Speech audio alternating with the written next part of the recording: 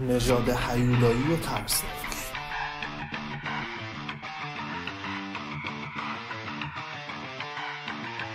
کن کورسو.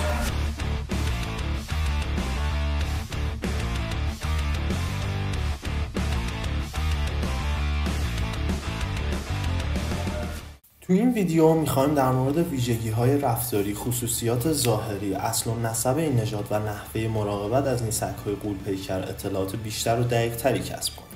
فقط قبل از شروع ویدیو ازتون میخوام این ویدیو رو لایک کنید، کانال یوتیوبمون رو سابسکرایب کنید و اون زنگوله بغلش رو بزنید تا جزو اولین نفرایی باشید که این ویدیو رو میبینید. کن کورسو نام نژادی از سگ‌های اهلی ایتالیاست که تو دست سگ‌های کاری قرار میگیرد. نامش از دو واژه ایتالیایی کین که به معنی سگ و کورسو به معنی حیات یا گارد گرفته شده است. این نژاد در دیگر کشورها به عنوان ماستیف ایتالیایی شناخته می شود و اغلب خود اهالی ایتالیا این نژاد رو به زبان خودشون یعنی کن کورسو صدا می‌کنند. کن کورسو نژادی با ارزش در ایتالیاست که سالها به عنوان نگهبان، همدم و به منظور همراهی در شکار پرورش یافته شد و همچنین گفته می شود از این نژاد در نبرد گاوهای خشمگین که یک قمار ورزشی به حساب می اومده استفاده می کرد. سگ کن کورسو معمولا به عنوان یک سگ ترسناک شناخته میشه که به دلیل ژنتیک خاص دارای جثه متوسط و بزرگ، بدن عضلانی و قوی، گوش‌های بلند، پیشونی صاف، پوزه تخت و چشم‌های متوسط و بادومی شکلی داره.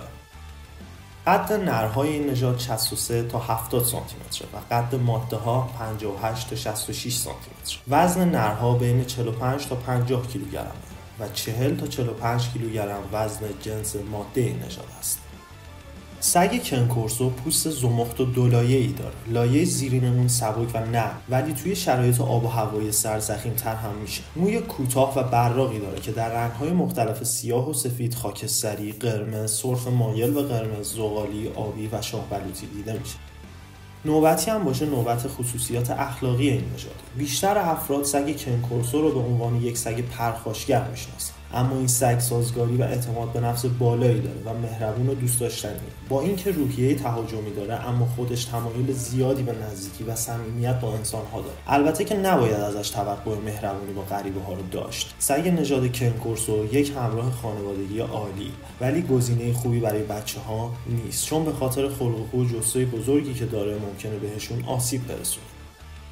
نژاد کن کورسو برای اجتماعی شدن باید از سن پایین آموزش ببینه. شما میتونید این نژاد سگ رو از طفولگی خودتون پرورش بدین. این سگ تو خونه‌ای که ازش بترسن یا دوستش نداشته باشن یا نتونن به خوبی مدیریتش کنن اصلا رفتار مهربانانه‌ای نخواهد داشت. کن کورسو خودمحوره و شخصیت قدرتمندی داره و همیشه دوست داره رئیس بازی در بیاره و برای این کارش حتی روی صاحبش آزمایش میکنه تا ببینه تا کجا میتونه پیش بره. پس لازمه توجیه بشه که یه سری قوانینی وجود داره که حتما باید اونا رو بدونه و ازشون پیروی کنه. پس برای افراد تازه کار پیشنهاد نمیشه. سگ کن کورسو باهوش و زیرکه و توانایی آموزش پذیری بسیار بالایی داره و شما میتونید دستورات مختلفی رو به این نژاد سگ آموزش بدید.